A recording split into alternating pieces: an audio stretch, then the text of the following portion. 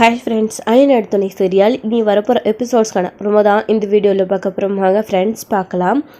இப்போது நிலா இங்கே இருந்துக்கிட்டு எல்லாருமே ஒரே மாதிரி தாங்க சொன்னாங்க, நீங்கள் அதை கவனிச்சிங்களா அப்படின்னு சொல்லிட்டு இங்கே வந்து சோழன்கிட்ட சொல்லவும், ஆமாம் இல்லை அப்படின்னு சொல்லிட்டு இருக்காங்க. குலதெய்வ கோயிலுக்கு தான் போகணும் அப்படின்னு எல்லாருமே சொல்கிறாங்க அப்படின்னு பேசிகிட்டு இருக்காங்க. அதுக்கு என்ன போயிட்டு வந்துடலாம் அப்படின்னு எல்லாரும் முடிவு பண்ணிடுறாங்க. ஸோ அதுக்கப்புறம் வெளியே அந்த ஜோசியக்காரர் எல்லாரையும் விட்டுட்டு வர போன நடேசன் வந்து ஒரு கேள்வி கேட்குறாரு இங்கே சோழன்கிட்டேயும் பாண்டியன்கிட்டேயும். டே இங்கே பாருங்கடா, இவங்க எல்லாரும் ஒரே மாதிரி தான் சொன்னாங்க. அது ஒவ்வொருத்தரும் வேறு வேறு மாதிரி சொன்னாலும் கடைசியில் கோயிலுக்கு போகணும் அப்படின்னு சொன்னாங்க. ஆனால் இவங்க சொன்னதெல்லாம் உண்மையா இல்லை நான் கொடுத்த ஜாதகத்தை பார்த்து அந்த ஜோசியக்காரர் சொன்னது பொய்யா? அதாவது சோழன் கொண்டு வந்த ஜாதகத்தை பார்த்தையும் இதே மாதிரி தான் சொன்னார். அப்போ அந்த ஜாதகம் ரெண்டும் எப்படிடா ஒன்று போயிருக்கோம்? இப்போ அதே ஜாதகத்தை பார்த்து தானே இவங்க 4 பேருமே வேறு வேறு மாதிரி சொன்னாங்க. அப்போது யார் சொல்கிறது உண்மை, யார் சொல்கிறது பொய் அப்படின்னு நடேசன் வந்து கேட்கவும், இதை பற்றி யாரும் யோசிக்கவே இல்லை அப்படின்னு சொல்லிட்டு இங்கே வந்து யோசிக்க ஆரம்பிக்கிறாங்க. நம்ம பாண்டியன்னு சொல்லணும், நிலா கூட இதை பற்றி தான் யோசிக்கிறாங்க. இப்போது பல்லவன் வந்துட்டு அண்ணனே இப்போதான் அது எல்லாத்தையும் நம்பாமல் அதிலிருந்து வெளியில் வந்துச்சு, உடனே நீங்கள் வந்து இந்த வதந்தியை பரப்பி விட்டுட்டீங்க, இப்போ திரும்பவும் அண்ணன் யோசிக்க ஆரம்பிச்சிருச்சு அப்படின்ற மாதிரி பல்லவன் வந்து கேட்குறாரு.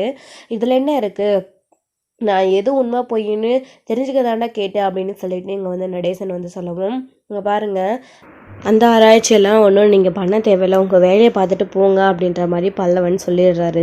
டே பல்லவா, எதுக்கு கோவப்படுறா, அமைதியாக இரு ஒரு நிமிஷம் அப்படின்னு சொல்லிட்டு. அங்கிள் அதான் எல்லாரும் வந்து சொன்னதுனால அண்ணாவுடைய மனசில் இருந்த குழப்பம் தீந்துருச்சுல, இதுக்கப்புறம் எதுக்கு அங்கிள் அதை பற்றி பேசிக்கிட்டு விடுங்க அப்படின்னு சொல்லிட்டு நிலாவும் சொல்லிடுறாங்க. ஸோ நிலா வந்து சேரன் மனசை கஷ்டப்படக்கூடாது அப்படின்றதுக்காக தான் அந்த சமயத்தில் அந்த விஷயத்த சொன்னாங்க. அதுக்கப்புறம் அண்ணா நீ போய் சமீன, நம்ம எல்லாரும் சாப்பிட்டு முடிச்சுட்டு இன்றைக்கே நாள் நல்லா இருக்குது, நல்ல விஷயத்தை எதுக்கு தள்ளிப்படணும், நம்ம கோயிலுக்கு போயிட்டு வந்துடலாம், அதுக்காக முதல்ல நீ போய் எல்லாத்தையும் ரெடி பண்ணுன, நாங்களும் இருக்கிற வேலையெல்லாம் முடிச்சுட்டு ரெடி ஆகிடுறோம், போயிட்டு வந்துடலாம் அப்படின்னு சொல்லிட்டு இங்கே வந்து சோழன் சொல்லவும், அதுவும் சரிதான்டா, நல்ல விஷயத்தை தள்ளிப்படக்கூடாது அப்படின்னு சொல்லிட்டு சேரன் வந்து கிச்சனில் சமைச்சு முடிக்கிறதுக்காக சீக்கிரமா அப்படின்னு சொல்லிட்டு கிளம்பி உள்ளே போயிடறாரு.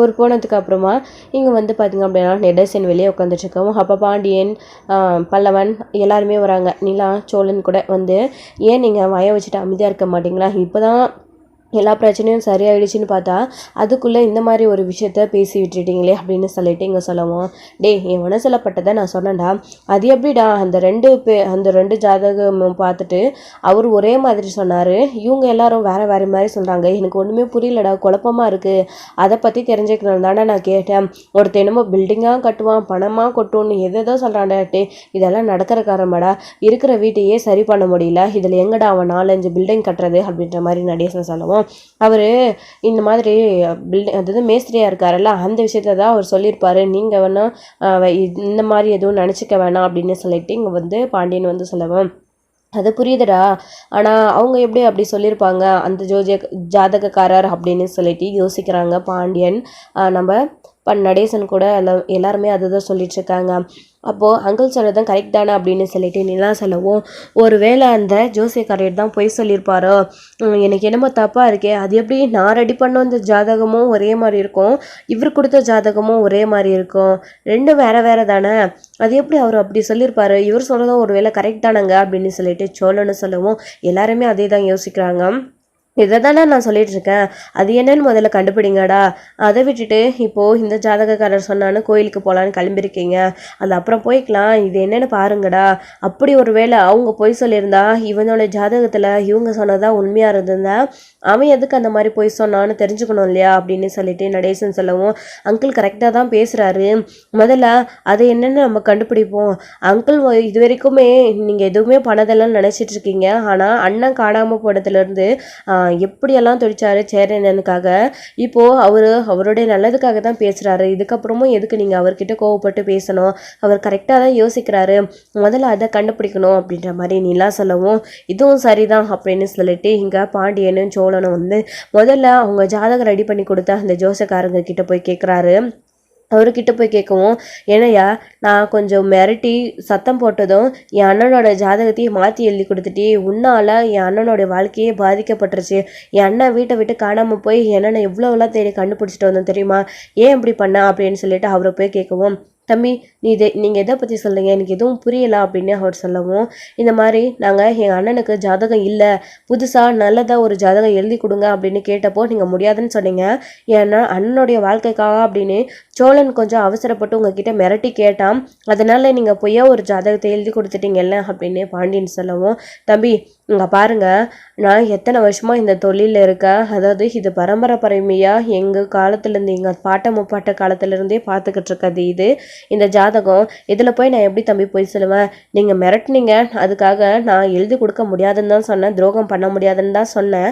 ஆனால் இது ஒருத்தருடைய நல்லதுக்காக பண்ணுற விஷயம், அவருடைய வாழ்க்கையை பாதிக்கும்னு தெரிஞ்சோம், நான் எப்படி தம்பி இப்படி ஒரு கெட்டதை செய்வேன், அப்படி பண்ணால் என்னுடைய நான் செய்கிற இந்த தொழிலுக்கே துரோகமாக இருக்காதா, நீங்கள் உங்களுக்கு இப்படி எழுதி கொடுத்தா நீங்கள் மற்றவங்களுக்கும் சொல்வீங்க இப்படி ஆயிடுச்சு அப்படின்னு சொல்லி, இதனால் என்னுடைய தொழில் பாதிக்கும், நீங்கள் எனக்கு தெரியாத தம்பி, நான் எல்லாத்தையும் யோசிச்சு தான் உங்களுடைய அண்ணனுக்கு நல்ல ஒரு ஜாதகத்தை தான் எழுதி கொடுத்தேன், ஆனால் அந்த பார்த்த ஜோசியக்காரர் ஏன் அப்படி சொன்னாருன்னு எனக்கு தெரியாத தம்பி, நீங்கள் அவரை வேணா கேட்டு விசாரிச்சு பாருங்க, எதுக்காக இப்படி பொய் சொன்னார் அப்படின்னு சொல்லிட்டு.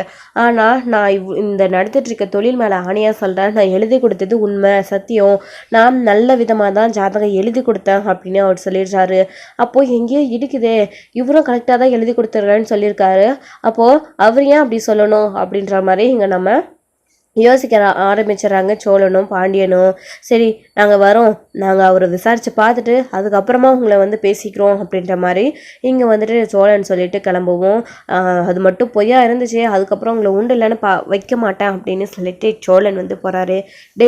என்னடா இவர் இவ்வளோ உறுதியாக சொல்கிறாரு, அப்போ எங்கடா தப்பு நடந்திருக்கோம் அப்படின்னு சொல்லிட்டு பாண்டியன் சொல்லவும், ஆமாண்டா அதுவும் தான் புரியலை, இந்த ஆள் சொன்னதை நம்ம யோசிக்காமல் விட்டு இருந்தோன்னா இதை நம்ம இந்த பிரச்சனையை கலர் இருக்கவே மாட்டோம், அப்படியே விட்டுட்டு போயிட்டே இருந்திருப்போம். ஆனால் இப்படி நடந்ததுக்கு என்ன காரணம்னு நமக்கு தெரியாமையே போயிருக்கோம்ல, நம்ம இதை இன்னும் விசாரித்து பார்க்கணும் அப்படின்னு சொல்லிட்டு சோழன் சொல்லவும், கரெக்ட் தாண்டா அப்படின்னு சொல்லிட்டு இங்கே அந்த ஜாதகக்காரர் கூட்டிகிட்டு வந்த ஜாதகக்காரரை பார்க்குறதுக்காக போகிறாரு. அதோட அந்த பொண்ணு வீட்டுக்காரங்க கூட்டிகிட்டு வந்த ஜாதகக்காரர். ஸோ ஒரு வழியாக அவங்களோட அட்ரஸ் வீடு எல்லாத்தையும் கண்டுபிடிச்சி அவங்கக்கிட்ட போய் நிற்கவும், அவருக்கு இவங்களை பார்த்த உடனே பயங்கர ஷாக் ஆகுது. என்னப்பா என்ன வேணும் உங்களுக்கு, நீங்கள் யார் இங்கே வந்திருக்கீங்க அப்படின்னு சொல்லிட்டு அவர் எதுவுமே தெரியாத மாதிரி கேட்குறாரு. இங்கே பாருங்கள் யாருன்னு உங்களுக்கு அடையாளம் தெரியாதா, எங்கள் அண்ணனை பார்க்க பொண்ணு வீட்டுக்காரங்களே என் அண்ணனை பார்க்க கூட்டிகிட்டு வந்துட்டு என் அண்ணனோட ஜாதகம் சரியில்லை, என் அண்ணனுக்கு பெண் தோஷம் இருக்குது அப்படின்னு சொல்லிட்டு போயிட்டீங்க, என் அதுக்கப்புறம் காணாமல் போயிடுச்சு, நான் என்ன கண்டுபிடிச்சி எங்கெல்லாம் தேடி கண்டுபிடிச்சோம், நீ ஏன் அப்படி சொன்னீங்க, பாருங்கள் நான் என் அண்ணனுக்கு புதுசாக ரெடி பண்ண ஜாதகம், அவர்கிட்ட நாங்கள் நல்ல விதமாக சொல்லி காசு கொடுத்து நல்ல விதமாக ஜாதகத்தை எழுதிட்டு வந்தோம், ஆனால் அந்த ஜாதகத்தை பார்த்து இப்படி ஏன் நீங்கள் பொய்யா மாற்றி சொன்னீங்க, அது எங்களுக்கு தெரியும், நாங்கள் கண்டுபிடிச்சிட்டோம், நீங்கள் ஏன் அப்படி சொன்னீங்கன்னு இப்போ சொல்லலைன்னா அவ்வளோதான் அப்படின்னு சொல்லிட்டு இங்கே சோழனும் பாண்டியனும் கேட்கவும், அவர் என்னப்பா சொல்கிறீங்க, அப்படியெல்லாம் நான் எதுவும் செய்யலாம் அப்படின்னு முதல்ல சொன்னவர், அதுக்கப்புறமா சோழனும் பாண்டியனும் மிரட்டி கேட்கவும், ஆமாப்பா நான் பொய் தான் சொன்னேன் அப்படின்னு சொல்லிடுறாங்க. இது கேட்ட உடனே இவங்க 2 பேருக்கு ஷாக்காக இருக்குது, எதுக்கு அப்படி பொய் சொன்னீங்க அப்படின்னு சொல்லிட்டு இங்கே நம்ம கேட்க ஆரம்பிச்சிடுறாரு சோழன் இருந்துக்கிட்டு. இங்கே பாருப்பா அதில் எனக்கு தெரியாது, இந்த மாதிரி அண்ணனை பார்க்கணும் அப்படின்னு அங்கேருந்து ஜாதகம் பார்த்து செட் ஆகுதா இல்லையான்னு கூட்டிகிட்டு வர்றதுக்கு தான் அவங்க என்னை கூட்டிகிட்டு வந்தாங்க, அங்கே காரில் வெயிட் பண்ணுற வரைக்குமே அது மட்டும்தான் நடந்துச்சு, அதுக்கப்புறமா அங்கே காரில் நின்று வெயிட் பண்ணதுக்கப்புறமா உங்களுடைய வீட்டை பார்த்துட்டு காரில் விட்டு இறங்காமல் அவங்க என்கிட்ட பேசினாங்க, இந்த மாதிரி இந்த வீட்டை பார்த்தாலே எங்களுக்கு சுத்தமாக பிடிக்கல, என் பொண்ணுக்கு அந்த மாப்பிள்ளையே பிடிச்சி போச்சு, அதனால தான் நான் இப்போது இவ்வளோ தூரம் என் பொண்ணுக்காக யோசிச்சு பொண்ணு பார்க்குறேன், அதாவது மாப்பிள்ளை பார்க்குறேன்னு சொல்லி இவ்வளோ தூரம் வந்திருக்கேன், ஆனால் இந்த வீடு எனக்கு சுத்தமாக பிடிக்கல, என் பொண்ணு எப்படியெல்லாம் என் வீட்டில் ராணி மாதிரி வந்தவ இந்த வீட்டில் கஷ்டப்பட வேண்டிய அவசியம் என் பொண்ணுக்கு கிடையாது, அவகிட்ட அந்த மாப்பிள்ளை வேண்டான்னு எங்களால் சொல்ல முடியாது, அதனால தான் உங்களை இவ்வளோ தூரம் கூட்டிகிட்டு வந்திருக்கோம், நாங்கள் ஜோசியம் ஜாதகம் இது எல்லாத்தையும் நம்புறவரு என் பொண்ணுக்கு நல்லாவே தெரியும், நம்புறவங்க அப்படின்னு சொல்லிட்டு, அதனால் நீங்கள் எனக்கு ஒரு உதவி பண்ணணும், இந்த ஜாதகத்தை பார்த்துட்டு இது செட் ஆகலைன்னு நீங்கள் சொல்லிடணும், மாப்பிள்ளை வீட்டுக்காரங்க கிட்ட சொல்லிட்டா அவங்களும் அமைதியாகிடுவாங்க, அதுக்கப்புறமா என் பொண்ணுக்கிட்டேயும் இந்த மாதிரி ஜாதகம் செட் ஆகலைன்னு ஜோசக்காரர் சொல்லிட்டாரு, இந்த சம்மந்தம் வேண்டாமா அப்படின்னு என் பொண்ணுக்கிட்ட நாங்களும் சொல்லிவிடுவோம் அப்படின்னு அவங்க சொல்லிடுறாங்க. அப்படி சொன்னதை கேட்டு தான் நான் உங்ககிட்ட இப்படிலாம் சொன்னேன் தம்பி அப்படின்னு அவர் சொல்லவும் இவங்களுக்கு பயங்கர ஷாக்காக இருக்குது. இதை நேரடியாகவே எங்ககிட்ட சொல்லியிருக்கலாம்ல, அதை விட்டுட்டு என் அண்ணனுக்கு தோஷம் இருக்குது அப்படி இப்படின்னு சொல்லி எங்கள் எங்களை எல்லாரையும் பயன்படுத்தி விட்டுட்டு என் அண்ணனையும் காணாமல் போய் நாங்கள் எவ்வளோலாம் தேடி கண்டுபிடிச்சோம் தெரியுமா, ஏன் அப்படி பண்ணா அப்படின்னு பயங்கர கோவம் வந்து நம்ம சோழன்னு சட்டையை பிடிச்சி கேட்டுட்ருக்காரு. இங்கே பாரு தம்பி, அவங்க சொல்ல சொன்னாங்க, நான் சொல்லிட்டேன். இதுக்கப்புறம் என்ன நீங்கள் எதுவும் பண்ணிடாதுங்க தம்பி, எனக்கு எதுக்கும் சம்மந்தம் இல்லை, நான் சொல்லிட்டேன்ல அப்படின்னு சொல்லவும், இருக்கு அவங்களுக்கு அடுத்தது வரேன் அப்படின்னு சொல்லிட்டு அங்கேருந்து இவங்க 2 பேரும் கிளம்பி போயிடுறாங்க. அந்த பொண்ணு வீட்டுக்காரங்க எதுக்கு அப்படி சொல்லணும், நம்மளோட வீடு பிடிக்கலன்னா நம்மக்கிட்ட டேரெக்டாகவே சொல்லியிருக்கலாம்ல, சரிவா இதுதான் உண்மைன்னு தெரிஞ்சிச்சுல, வீட்டுக்கு போகலாம் வாடா அப்படின்னு சொல்லிட்டு சோழனை வந்து கூப்பிடவும், சோழனுமே இருந்துக்கிட்டு வராமல் அங்கே நின்று யோசிச்சுட்டு இருக்காங்க. டே பாண்டி, இந்த ஆள் சொல்கிறது ஒரு விதத்தில் புரிகிற மாதிரி இருந்தாலும் புரியாத மாதிரியே இருக்கடா அப்படின்னு சொல்லிட்டு சொல்லவும், அந்த ஆள் தான் தெளிவாக சொல்லிட்டாரல, நம்ம வீடு பிடிக்கல, அவங்க பொண்ணுக்கு நம்ம அண்ணனை பிடிச்சிருச்சு, அதனால தான் வேறு வழி இல்லாமல் அவங்க பொண்ணுக்கிட்டேயும் சொல்ல முடியாமல் இந்த மாதிரி ஜோசியம் ஜாதகம் இதெல்லாம் நம்பிக்கிட்டு அந்த பொண்ணு வேணான்னு சொல்லிடும் அப்படின்றதுக்காக இப்படி சொல்லியிருக்காங்கடா அப்படின்னு சொல்லிட்டு சொல்லிட்டு இருக்காரு நம்ம பாண்டியனுமே சோழன்கிட்டையும். இல்லை இது நம்புற மாதிரி எனக்கு கிடையாது, அந்த ஆள் என்னமோ ஒரு விஷயத்த மறைக்கிறாரு, அப்படி இவருக்கு அந்த உண்மை மட்டும்தான் தெரியும் அப்படின்னா அவங்களுடைய அதாவது பொண்ணுடைய அப்பா அம்மாவை பார்த்தா நம்ம எல்லாம் உண்மையும் தெரிஞ்சுக்கலாம். அவங்க ஏன் இப்படி சொன்னாங்க, வீட்டு மட்டும்தான் பிடிக்கலன்னு காரணமா இல்லை வேற ஏதாச்சும் இருக்கா அப்படின்னு நம்ம தெரிஞ்சுக்கலாம் இல்லையா அப்படின்ற மாதிரி கேட்குறாங்க. சரி அதுவும் சரிதான்டா, சரி நம்ம போய் பேசி பார்க்கலாம், உன்னோடைய மனசில் அந்த சந்தேகம் இருந்துச்சுன்னா அதை நம்ம பேசி கிளியர் பண்ணிக்கலாம் அப்படின்ற மாதிரி சொல்லிடுறாங்க. அதுக்கப்புறம் வந்து பார்த்திங்க அப்படின்னா அந்த பொண்ணு வீட்டுக்காரங்களுக்கு போகிறாங்க. ஆக்சுவலி வந்து பார்த்திங்க அப்படின்னா இந்த சேரனுக்கு பொண்ணு பார்க்குறாங்க, அதாவது பொண்ணு வீட்டுக்காரங்க அமைஞ்சிருச்சு, சேரனை மாப்பிள்ளை பார்க்க வராங்க அப்படின்ற விஷயம் தெரிஞ்ச உடனே அதாவது ஊரில் நிறைய பேருக்கு தெரிஞ்சிருக்கு. ஸோ அப்படி தெரியும் போது கார்த்திகாவுடைய அம்மாவுக்கும் தெரிய வந்திருக்கு, அது மட்டும் இல்லாமல் அவருடைய அண்ணனுக்கும் தெரிய வந்திருக்கு. ஸோ அப்படி தெரிஞ்சதுனால வந்து பார்த்திங்க அப்படின்னா அவங்க அந்த பொண்ணு வீட்டுக்காரங்க யார் அப்படின்னு தெரிஞ்சுக்கிட்டு அவங்கக்கிட்ட இந்த வீட்டை பற்றி இந்த ஊர் என்ன நம்புதோ, ஊர் என்ன பேசுதோ இல்லை இது எல்லாத்தையும் அவங்கக்கிட்ட சொல்லியிருக்காங்க. ஸோ இந்த மாதிரி அந்த வீட்டில் இது வரைக்கும் யாருக்குமே கல்யாணமே நடக்கலை, அந்த மாதிரி கல்யாணம் நடந்திருந்தாலையும் அந்த வீட்டில் போயிட்டு இந்த ஒரு பொண்ணு கூட இந்த வீட்டில் தங்க மாட்டா, அதுதான் இந்த ஊரில் இருக்கிறவங்க எல்லாரும் அந்த வீட்டு மேலே வச்சுருக்க நம்பிக்கை. அது மட்டும் இல்லாமல் அந்த வீட்டில் இருக்கிற நடேசன் அவர் வந்து அவருடைய சொந்த பொண்டாட்டியவே கொலை பண்ணிட்டாரு. அது மட்டும் இல்லாமல் 1க்கு 2 பொண்டாட்டி அவர் கல்யாணம் பண்ணிட்டு வந்தார். ஆனால் ஒருத்தர் கூட அந்த வீட்டில் இல்லவே இல்லை. அந்த வீட்டுக்கு ஒரு பொண்ணு கல்யாணம் பண்ணிக்கிட்டு போயிட்டா அந்த பொண்ணோட உயிருக்கு தான் ஆபத்து, அப்படி இப்படின்னு அந்த பொண்ணோடைய வாழ்க்கையை கெட்டு போயிடும் அப்படின்னு நிறைய விஷயங்கள், இல்லாத பொல்லாத விஷயங்கள் எல்லாம் வந்து கார்த்திகோடைய அம்மாவும் அவங்களுடைய அண்ணனும் வந்து பார்த்தீங்க அப்படின்னா பொண்ணு வீட்டுக்காரங்க கிட்ட சொல்லி அவங்களுடைய மனசில் பயத்தை உண்டாக்கியிருக்காங்க. அவங்களுமே தன் பொண்ணு நல்லா இருக்கணும்னு தான் ஆசைப்படுவாங்க. ஸோ அந்த வீட்டை பற்றி இப்படி எல்லாரும் சொல்லும்போது அந்த வீட்டுக்கு நம்ம பொண்ணு போனால் சந்தோஷமாக இருக்குமா, நம்ம பொண்ணு பிடிச்சிருக்கு அந்த பையனை அப்படின்றதுக்காக மட்டும் நம்ம அந்த வீட்டுக்கு வாழ அனுப்பிட முடியாது இல்லையா, நம்மளோட பொண்ணோட உயிரும் நமக்கு முக்கியம். இவங்க எல்லாத்தையும் சொல்கிறத பார்த்தா அது நம்புற மாதிரி தான் இருக்குது. நம்ம எதுக்கும் அந்த வீட்டை போய் பார்த்துட்டு முடிவு பண்ணிக்கலாம் அப்படின்னு தான் அவங்களும் யோசிச்சிருக்காங்க. ஸோ இவங்க வந்து ஆல்ரெடி அவங்கள பற்றி எல்லாத்தையும் சொல்லி வச்சுருக்காங்க, அதனால் அவங்களுமே பயந்துடுறாங்க. எப்படியும் இந்த சம்மந்தம் நீண்டு போயிடும், நிற்கணும், அவங்க நல்லாவே இருந்துடக்கூடாது அப்படின்றதுக்காக தான் இது எல்லாத்தையும் கார்த்திகோடைய அம்மாவும் அவங்களுடைய அண்ணனும் வந்து பண்ணியிருக்காங்க. ஸோ இப்படி அவங்களுக்கு தெரிஞ்சதுனால தான் அவங்களுமே வந்து பொண்ணு பார்க்க போகிறோம் அப்படின்னு, அதாவது மாப்பிள்ளை பார்க்க வரோம் அப்படின்னு சொல்லிட்டு இந்த மாதிரி வெயிட் பண்ணி அந்த ஜோசியக்காரர்கிட்ட சொன்னதுக்கு காரணமும் இதுதான். ஸோ அவங்க இந்த விஷயத்த டைரெக்டாக சொல்லாமல் ஏதோ ஒரு காரணத்தை வச்சு அந்த ஜோசியக்காரர்கிட்ட இப்படி சொல்லியிருக்காங்க, எங்கள் பொண்ணோடைய ஜாதகத்தில் அது பொருந்தலைன்னு நீங்கள் சொல்லிட்டா போதும் அப்படின்னு சொல்லிட்டு அதுக்கப்புறம் இந்த சம்மந்தம் செட் ஆகுதுன்னு வந்துடலாம் அப்படின்னு அவங்க யோசிச்சு முடிவு பண்ணி தான் இல்லை இது எல்லாத்தையும் பண்ணியிருக்காங்க. ஸோ இப்போ வந்து நடந்தது என்ன அப்படின்னு தெரிஞ்சுக்கிறதுக்காக சோழனும் பாண்டியனும் அங்கே போகிறாங்க. அவங்கக்கிட்ட போயிட்டு நடந்த விஷயங்களை சொல்லி கேட்குறாங்க. இந்த மாதிரி அந்த ஜோசியக்காரர் எல்லாம் ஒன்றுமே சொல்லிட்டாங்க, அது மட்டும் இல்லாமல் என் அண்ணனோட ஜாதகத்தை இதுக்கு அதாவது இது 4 ஜோசியக்காரங்களை கூட்டிகிட்டு வந்து விசாரித்து பார்த்துட்டோம், அவங்க யாருமே தப்பாக எதுவுமே சொல்லலை, எல்லாமே நல்ல விதமாக தான் சொல்லியிருக்காங்க. நீங்கள் மட்டும் ஏன் அதாவது நீங்கள் கூட்டிகிட்டு வந்த ஜோசியர் அப்படி சொன்னாங்க, நான் எங்களுக்கு சந்தேகமாக இருந்துச்சு, அவளை பார்த்து கேட்கும்போது நடந்த விஷயங்களை அவருமே சொல்லிட்டாரு. நீங்கள் ஏன் வீட்டை காரணமாக வச்சு என் அண்ணனை பிடிக்கலன்னு சொன்னீங்க, இந்த சம்மந்தம் நடக்காதுன்னு சொன்னீங்க, இதுதான் உங்கள் பிரச்சனை அப்படின்னு நேரடியாக எங்ககிட்ட சொல்லியிருந்தேன், நாங்கள் எப்படியாச்சும் சொல்லி சமாளிச்சிருப்போம்ல என் அண்ணன்கிட்ட. எத்தனையோ வரேன்னு பார்த்து என் அண்ணனுக்கு தள்ளி போயிட்டே இருக்குது, அதில் இருந்து என் அண்ணன் கல்யாணமே வேண்டான்னு இருந்தார், இந்த சம்மந்தம் எப்படியும் அமைஞ்சிரும் அப்படின்னு முடிவு பண்ணி தான் நாங்கள் யோசிச்சு தான் இது எல்லாத்தையும் இந்த சம்மந்தத்துக்கே ஒத்துக்க சொன்னோம், உங்களையும் வர சொன்னோம். ஆனால் கடைசி நிமிஷத்தில் நீங்கள் இப்படி பண்ணிட்டீங்களே, ஏன் இதுக்கு என்ன காரணம்? நீங்கள் ஏன் திடீர்னு எங்கள் வீடு பிடிக்கலன்னு சொன்னீங்க? எங்கள் வீட்டை பற்றி எல்லாம் தெரிஞ்சு தானே நீங்கள் பொண்ணு பார்க்க வந்ததாக சொன்னீங்க.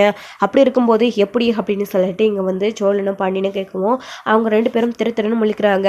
ஸோ சம்மந்தம் நின்று போச்சு. இதுக்கப்புறம் அவங்கக்கிட்ட உண்மையை சொன்னால் என்ன, சொல்லலைன்னா அப்படின்ற மாதிரி யோசிச்சுட்டு இருக்கும்போது தான் எங்கள் பேசாமல் உண்மையை சொல்லிடலாங்க. அவங்க தம்பிங்க பாருங்கள் எவ்வளோ வருத்தப்படுறாரு, தான் அண்ணனுக்கு இப்படி நடந்துருச்சு அப்படின்னு சொல்லிட்டு, அதனால் சொல்லிடலாம் அப்படின்னு சொல்லிட்டு அவங்க ஒய்ஃப் சொல்லவும், என்ன விஷயம் சொல்ல போகிறீங்களா இல்லையா, ஏதோ ஒரு விஷயத்தை எங்ககிட்ட இருந்து மறைக்கிறீங்க அப்படின்னு சொல்லிட்டு பாண்டியனும் சொல்லிட்டு இருக்காரு. அப்போ தான் வந்து பார்த்திங்களா நடந்த விஷயங்களே சொல்லிட்டு இருக்காங்க. இந்த மாதிரி உங்கள் அத்தையும் உங்கள் மாமாவையும் நாங்கள் பார்த்தோம். அதாவது உங்கள் வீட்டுக்கு நாங்கள் மாப்பிள்ளை பார்க்க வரோம் உங்கள் அண்ணனை அப்படின்னு தெரிஞ்ச உடனே அவங்க வழி மறைச்சி எங்ககிட்ட பேசினாங்க. இந்த மாதிரி உங்கள் வீட்டு மேலே இருக்கிற குற்றச்சாட்டுகளை அவங்க வச்சுக்கிட்டே இருந்தாங்க. அடுக்கடுக்காக நிறைய விஷயங்களை சொல்லிக்கிட்டே போனாங்க. உங்கள் வீட்டை பற்றி இந்த ஊர் உலகம் அவ்வளோ தப்பாக பேசும்போது, பத்தாததுக்கு உங்கள் சொந்த அத்தை மாமாவே இப்படி பேசும்போது எப்படி நாங்கள் வந்துட்டு அந்த வீட்டில் எங்கள் பொண்ணை வாழ அனுப்ப முடியும்? என் பொண்ணு சந்தோஷம்தான் எங்களுக்கு முக்கியம். அப்படி என் பொண்ணு அங்கே வந்து வாழா வெட்டியாக இருந்துக்கிட்டு சந்தோஷம் இல்லாமல் அங்கே இருந்துக்கிட்டு என் பொண்ணுக்கு ஏதாச்சும் ஆயிடுச்சுன்னா அப்புறம் நாங்கள் என்ன பண்ணுவோம்? எங்கள் வீட்டுக்கு எங்கள் பொண்ணு ஒரே பொண்ணு அப்படின்னு சொல்லிட்டு இவங்க ரொம்ப பயப்படுறாங்க. நாங்கள் அதுக்காக தான் நாங்கள் இந்த மாதிரி சொன்னோம். அவங்க இப்படி சொன்னதுக்கப்புறமும் உன் அண்ணனுக்கு என் பொண்ணு கொடுக்க விருப்பம் இல்லை, ஆனால் என் பொண்ணுக்கு உன் அண்ணனை பிடிச்சிருந்துச்சு, அது உண்மைதான். ஆனால் எல்லாரும் இப்படி சொன்னதுக்கப்புறமா உங்ககிட்ட இதை நேரடியாகவும் எங்களால் விசாரிக்கவும் முடியாது. ஏன்னா ஒரு சில விஷயங்கள் உங்கள் வீட்டை பற்றி எங்களுக்கு தெரிஞ்சு தான் நாங்கள் உங்களை பொண்ணு பார்க்க, அதாவது மாப்பிள்ளை பார்க்க வரோம் அப்படின்னு உங்ககிட்ட நாங்கள் தெளிவாக சொல்லிட்டோம். ஃபோனில் புரோக்கர்கிட்டேன்னு சொல்லிட்டோம்.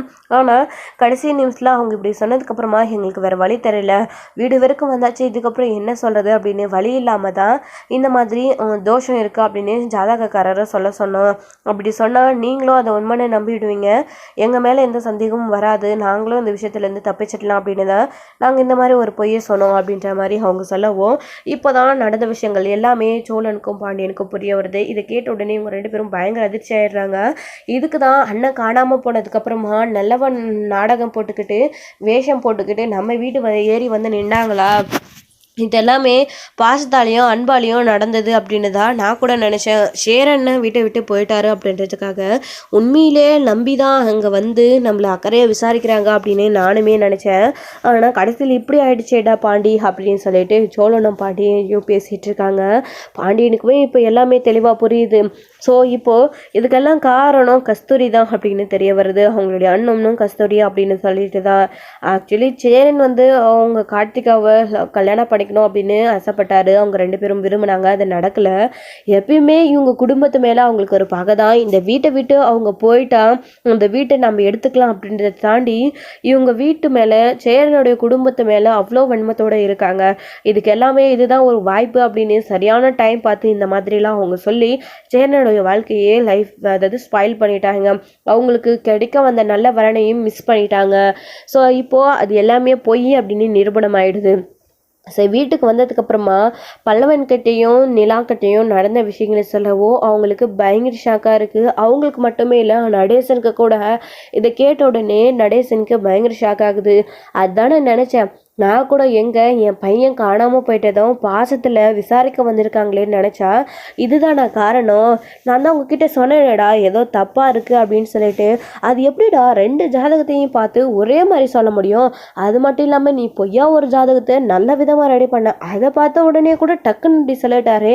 இதுலேருந்தே சந்தேகம் உங்களுக்கு வரலையாடா? இப்போ புரியுது இல்லை இதுக்கெல்லாம் காரணம் என்ன அப்படின்னு சொல்லிட்டு அப்படின்னு நடேசன் வந்து சொல்லிட்டவும், இப்போ இருக்கு அவங்களுக்கு நல்லவ வேஷமாக போடுறாங்க அப்படின்னு சொல்லிட்டு நடேசன் வந்து கஸ்தூரியோட வீட்டுக்கு போய் சண்டை போட பயங்கர கோவத்தோட கிளம்பவும் நிலா அதெல்லாம் வேண்டாம் அப்படின்னு சொல்லி அவங்க கிட்ட தடுத்துட்டு இருக்காங்க.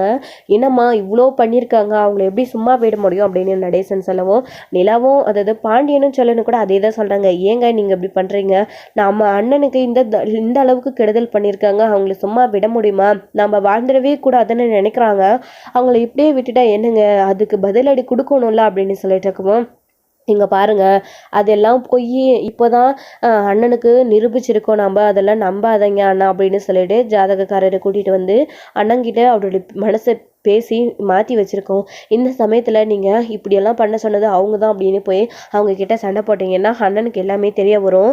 அண்ணனும் தப்பு பண்ணிட்டோம் அப்படின்னு கில்ட்டியாக ஃபீல் பண்ணுவார். அது மட்டும் இல்லாமல் சொந்த அத்தை மாமாவும் இப்படி பண்ணிட்டாரு அப்படின்னு அண்ணனுடைய மனசு அது இன்னுமே பாதிக்கும்.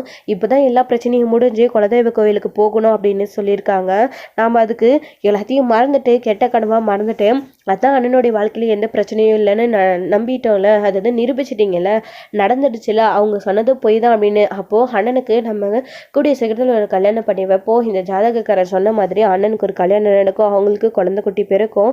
இதெல்லாம் இருக்குது அண்ணனுடைய ஜாதகத்தில். ஜோசியம் அதாவது தோஷம் எதுவுமே இல்லைன்னு தெரிஞ்சிச்சுல்ல, இதுக்கப்புறம் எதுக்குங்க வேண்டாம் அப்படின்னு நிலா அவங்க எல்லாரையும் சமாதானப்படுத்துகிறாங்க. அவங்களுமே நிலா சொல்றதுல ஒரு நியாயம் இருக்குது அப்படின்னு சொல்லிட்டு சரி போனால் போகட்டும் அப்படின்னு மன்னிச்சு விட்டுட்டாங்க. ஆனால் நடேசன் அதே கோவத்தோடு தான் இருக்காங்க. அவங்கள நான் என்றைக்குமே சும்மா விட மாட்டேன், இன்றைக்கி இருந்தாலும் இன்னொரு விஷயத்தில் எப்பயாச்சும் மாட்டுவாங்கல்ல அப்போ பார்த்துக்கிறா அப்படின்ற மாதிரி நடேசன் இருந்துட்டு இருக்காரு. அதுக்கப்புறமா இந்த விஷயத்தை யாரும் அண்ணன் கிட்ட சொல்ல வேண்டாம், இது நமக்குள்ளே இருக்கட்டும் அப்படின்னு பேசிக்கிட்டு இவங்க 4 பேர் சேரன் கிட்ட இது எல்லாத்தையும் மறைச்சிட்டு கோயிலுக்கு போகலாம் அப்படின்னு சந்தோஷமாக கிளம்பி கோயிலுக்கு போயிட்டுருக்காங்க. ஸோ இதோட இந்த எபிசோடு முடிச்சிருக்காங்க. அடுத்தடுத்த எபிசோடு என்னென்ன இருக்க போது, கோயிலுக்கு போயிட்டு என்னெல்லாம் பண்ண போகிறாங்க அப்படின்றத வெயிட் பண்ணி நெக்ஸ்ட் வீடியோவில் பார்க்கலாம் ஃப்ரெண்ட்ஸ். தேங்க்யூ. இந்த வீடியோ பிடிச்சிருந்தா லைக் பண்ணுங்கள், ஷேர்